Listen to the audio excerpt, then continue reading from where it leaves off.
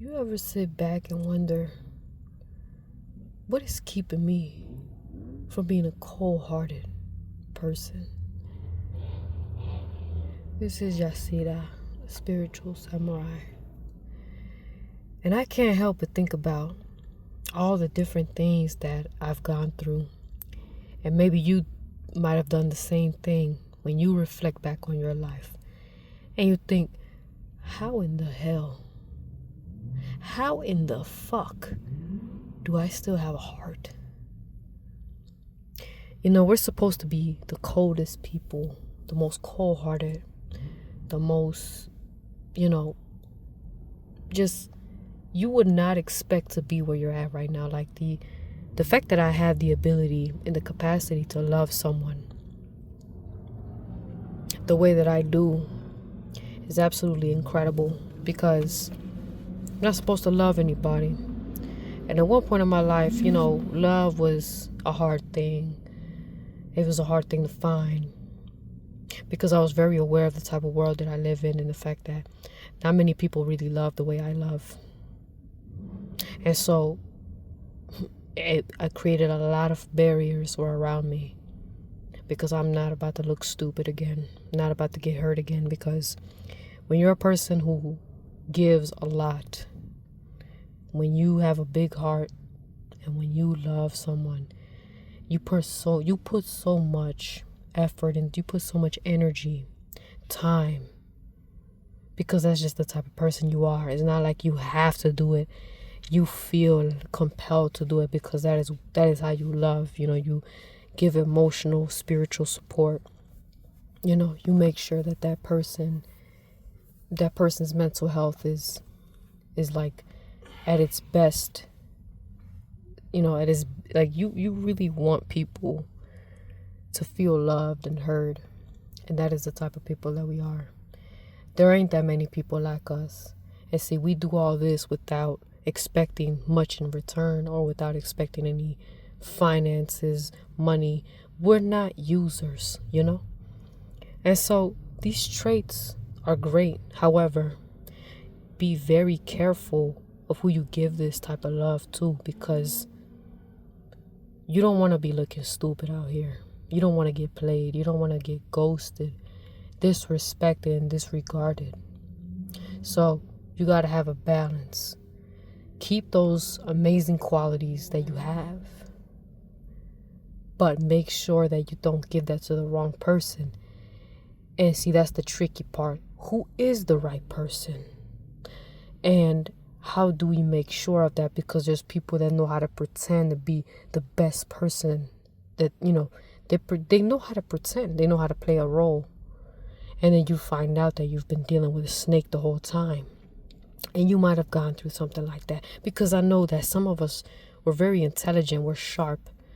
We're highly intuitive. But when we were younger, we did have those moments where we got. Maybe once or twice. And if you're like me, you probably learned pretty quickly. You learned at a young age. Thankfully, most of my lessons, these type of lessons, I learned between the ages of 16 and 19. So, that's pretty young. But by then I was like, okay, I understand the lesson now. My last heartbreak took place about 10 years ago, actually. Just about 10 years ago. And literally, because it was in January 2015. And I learned a lot from that. And I was mad as hell. Very mad. I think anybody would. My PTSD was triggered to, the anxiety. I was just like, among other things I had going on at the time with my health, I wasn't doing too good. And so, but I learned my lesson. When I reflect back, I don't get mad. I don't care. Because, for one, a person that fumbles, anybody that fumbles people like us, gotta be the dumbest motherfuckers on the planet. And I don't say that from an arrogant standpoint, but seriously, not many people on this planet love the way we love. Our love is very deep. Our love is passionate, but it's also got a combination of the agape or companionate type of love, which means that it's not just, because when you think of passion, you think like, oh, it's lustful, sexual, and all that. But it's also on the other hand, not only can it be passionate, but it's the type of love that it just never dies. You know, you always care about that person. You always want, it's like you prioritize their well-being. The problem is when we prioritize the well-being of others above ourselves. And naturally, if you're a highly empathetic person, you're going to do that. And it's good to care about others, but we have to make sure that we care about ourselves in the same degree as we do with others. And especially if you're going to care about other people outside of yourself, make sure that they are deserving of that. You know, make sure that they earn that. See, when we're young, especially when we have wounds, childhood wounds, we want to love somebody, or we want somebody to love us. So we think that, despite all the things that we've been through, right? Like we might have been through hell. We might have been through traumas that is supposed to annihilate and kill all the love inside of us. We're not supposed to have a heart. We're supposed to have an abyss in our chest. But the fact that we still have the capacity to love the way we do, I think it's a very beautiful thing. And the soulists hate that. They hate that about us. The soulists want us to be just as empty as they are and miserable. They don't understand how the hell we're still alive, how we're still standing. How are we still able to love? That's why they hate our love. They hate when we love them. As crazy as that sounds, because they are unable to love us back. You know, we were supposed to be cold-hearted a long time ago. But something in us, man, there's a light inside us that just doesn't go away. And that is a power. But it only becomes a power when we become aware of ourselves, our identity and purpose in this life. And when we become aware of who we are, our existence, what does it symbolize, and also our connection to the Most High. The divine light shines through the more that we get into spiritual growth and divine knowledge. All these different things, when we put our focus into these things, and also really exercising strong discernment, you're going to have to turn on your spiritual eyes and senses to where you have to you gotta read the hearts of man at this point. But it shouldn't be too hard, because nowadays a lot of people are so terrible. Like, the dating scene is awful from what I'm seeing and hearing, just being an observer. And it's just like, wow, like there's so many disgusting people in this world. It's so many despicable people, to the point that they don't even understand how, people can still have the capacity to love. They don't even understand people like us, because they think that people who are like us, that love the way we love, they think that we haven't been through anything, which is crazy, because a lot of us, if you're one of the chosen, then you've been through hell. But no matter what you've been through, right? Even when you were in your broken state, or I wouldn't say broken, but that you nearly broke, you still remain true to yourself. You see, you might have got into some substance abuse or whatever, might have had some anger issues, and natural things that a human goes through when they have pain inside. And it's so much that you don't know what to do with yourself. And you forgive yourself for those things, but we also embrace it because it makes us human. It's part of the experience, because we can go from there and then overcome that. And now we don't need validation from others, and we don't need anything to fill in the void that we had, because we no longer have it. You see, we went from having an abyss grow within us, that could have turned us cold-hearted, but something happened. This powerful divine light, it just appeared out of nowhere within our temple, and it just brought us back to life in ways that a lot of people do not experience. A lot of people do not experience the level of rejuvenation and spiritual awakening that we have. Why is that? I don't know why, but some of us are more aware than others. A lot of us, we just move differently. And I think a lot of it has to do with free will. And unfortunately, a lot of people have misused and abused their free will. And hopefully they learn their lessons from that. But again, I don't regret the love I gave, and neither should you. At one point in our lives, we might have felt really stupid, for loving those who need it the most. But I think that's a beautiful thing because, well, the concept is beautiful when you think about it, because you're basically the type of person that loves somebody unconditionally, but you have to have standards as well. And we learn our lesson. That's the thing. I learned, you learn. So I don't regret the love I gave, because I know that was probably like the most purest form of love that they've ever received from a person. And I know this, and you probably know that about the people that you've encountered, is that because our love is rare. Real, genuine love and care is a rarity in this world. And so you probably were one of the few people that genuinely loved these individuals. Because most people are in it for themselves. Most people, they want to take advantage. They want to see how much they can get out of a person. They don't really care like that. They think love and care is a weakness. They think that it's the worst thing ever. They laugh and scoff at people like us. But not when you have knowledge. That's why I emphasize the importance of wisdom. Because without it, we're going to be nothing but fools and suckers out here, But again, I want to shine a light on the fact that there's nothing wrong with being a loving person. Don't let society make you think that you have to be this stone cold individual, because that's not really strength either.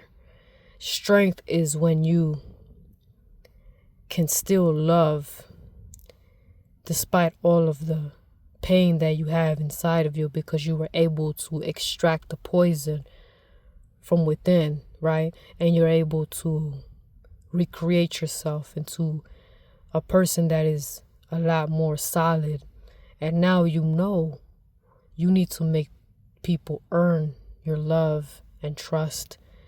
And you can't always wear your heart on your sleeve, because you already know what's going to happen. So you have to be careful. And honestly, just by looking at the way things are in this world, you have to be very careful, because we don't want to lose ourselves. I don't want to see more people become soulless, become a shell of themselves because of some dumb fuck couldn't appreciate or love them back.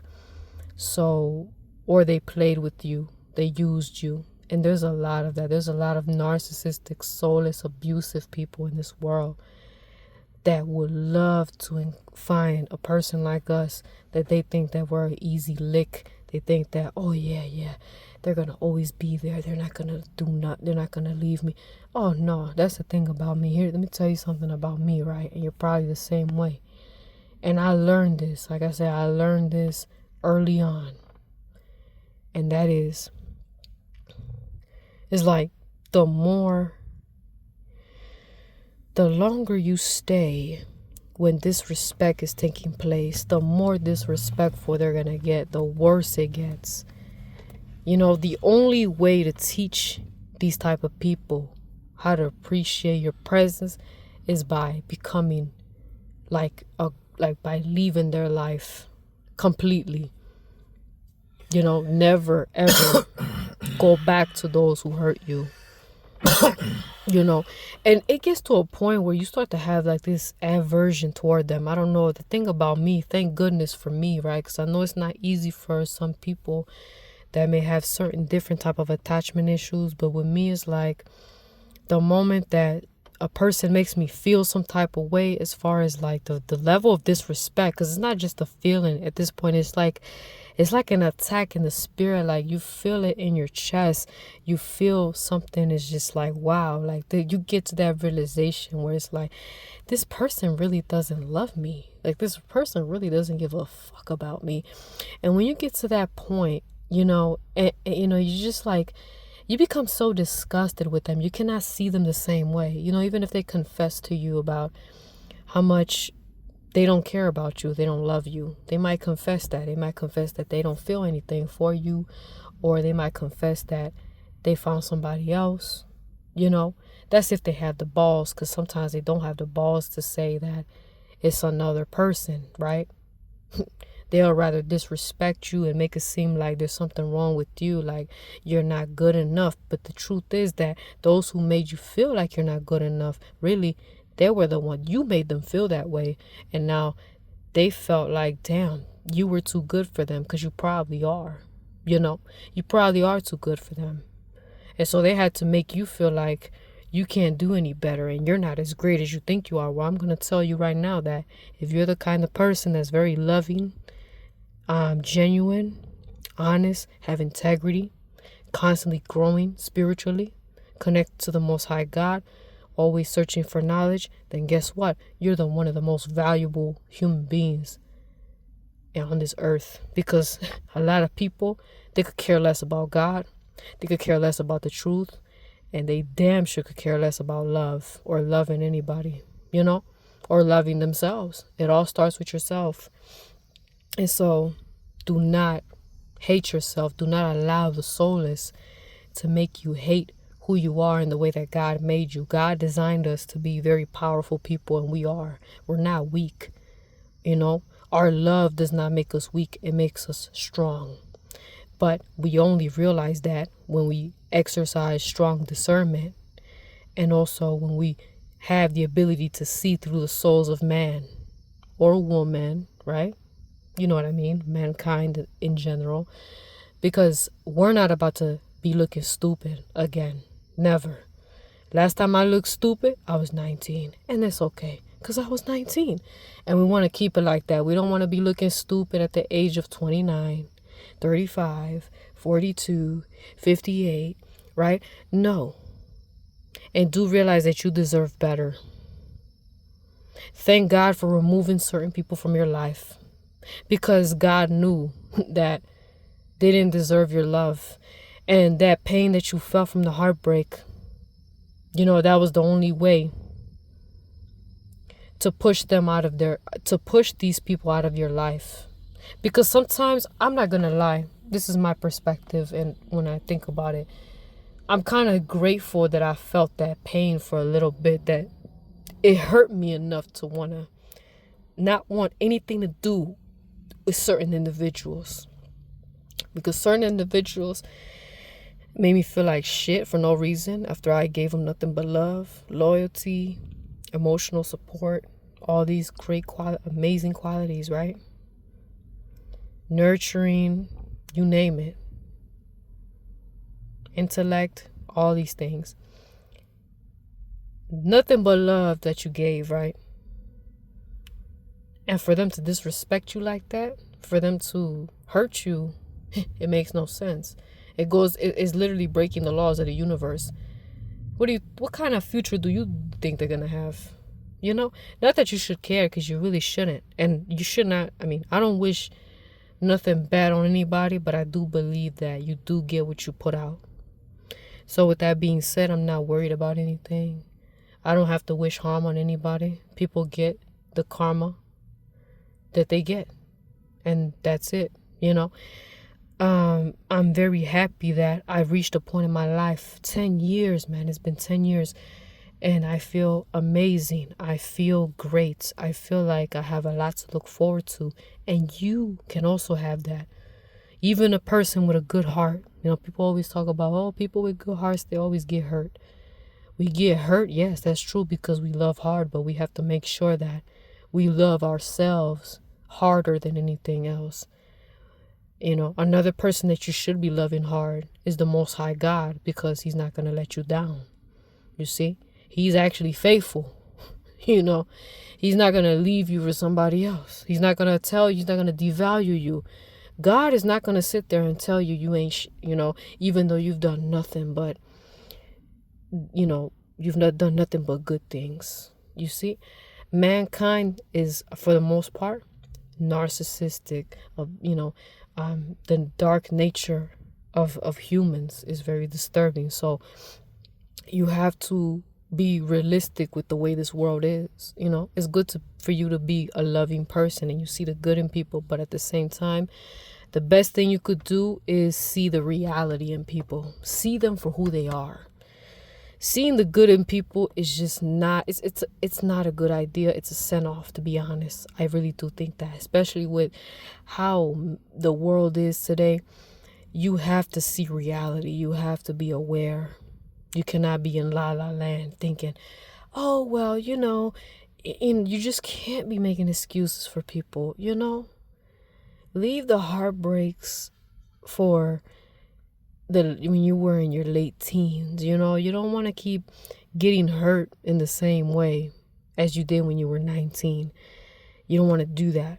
But I know that sometimes it's inevitable, it's unavoidable for some of us. And again, forgive yourself, but don't keep going back into that cycle, because that cycle will make you psycho, So, hey, you know what?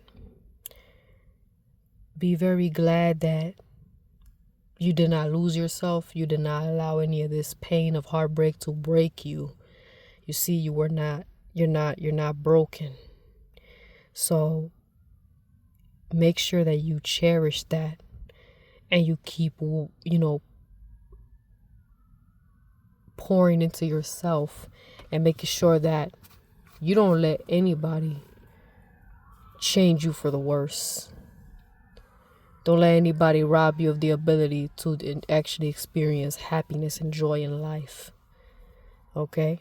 So that's all I have to say, I don't want to keep rambling, but I thank you for listening. Take care of yourself.